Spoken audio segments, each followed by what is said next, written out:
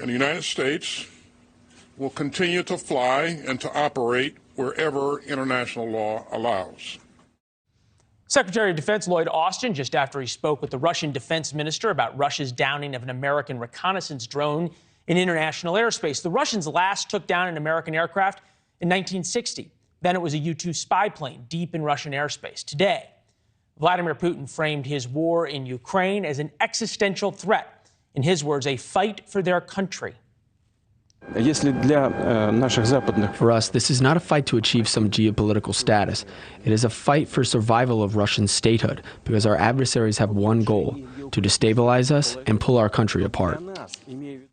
Never mind, of course, it's his troops invading another country, but the facts have never really mattered to Vladimir Putin. His framing is yet another thinly veiled threat of nuclear weapons. Dmitri Alprovich is here, founder of the Silverado Policy Accelerator, longtime Russian expert, as well as Phil Wegmann, White House correspondent for RealClearPolitics. Gentlemen, it is good to see you both. Dmitri, we'll start with you. This is an old KGB operative, right? Vladimir Putin has been taught over his career, always escalate, always double down, always raise the stakes. He's a man with nuclear weapons. Can you win that fight with him?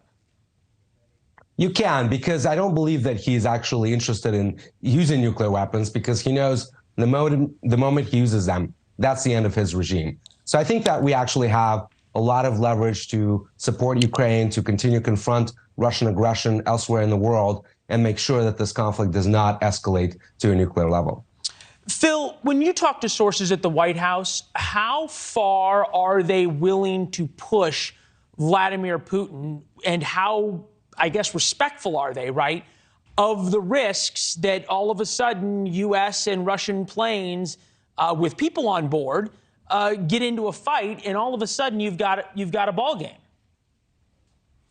Right, because from the very beginning, President Biden has said that he doesn't want a shooting war with Russia. He's been very clear on that front. But the seriousness is reflected by the tens of billions of dollars that we have been providing the Ukrainians going on a year now. And what I think is so interesting about this incident with the U.S. drone and these two jet fighters is it shows that this is not something that can easily be contained in a box. Obviously, the U.S. drone had a right to be there because it's over international waters. But the obvious fear here is that next time, if it's not a drone, if, heaven forbid, an American life was actually lost, then we're looking at a much more serious incident, one with potentially deadly consequences that would unravel and perhaps get away from all of us. Yeah, for sure. Look, there was a U.S. spy plane that was brought down by the Chinese now going back about 20 years ago. It created a real crisis. Nobody died on the American side there. But, Dmitri, when you think now that Lloyd Austin picked up the phone and called the Russian defense minister, I remember doing stories with you at the beginning of the Ukraine war when the Russians wouldn't even answer the phone. What are we to make now of the Russians at one side seeming to be a little bit conciliatory, and then also poking and beating their chest by saying we're going to try to recover the drone and get what intelligence we can? Well, it's pretty clear that they don't want escalation with NATO. Let's be very clear. President Putin is not winning this war in Ukraine. So the last thing that he wants is to get into a conflict with the United States or broader NATO.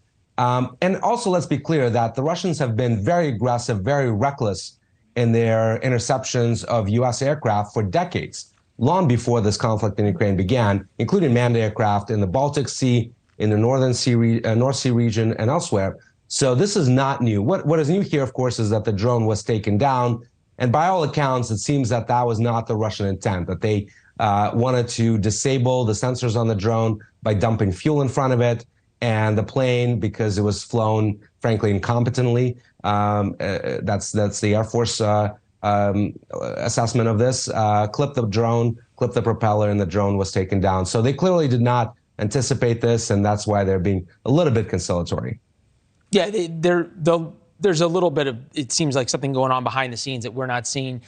Tracking the casualties, Russia versus Ukraine. Russia, 200,000 estimated casualties. Ukraine, 120,000. Thanks for watching. Go to newsnationnow.com to find NewsNation on your television provider. And don't forget to subscribe. Click the red button to get more of NewsNation's fact-driven, unbiased coverage.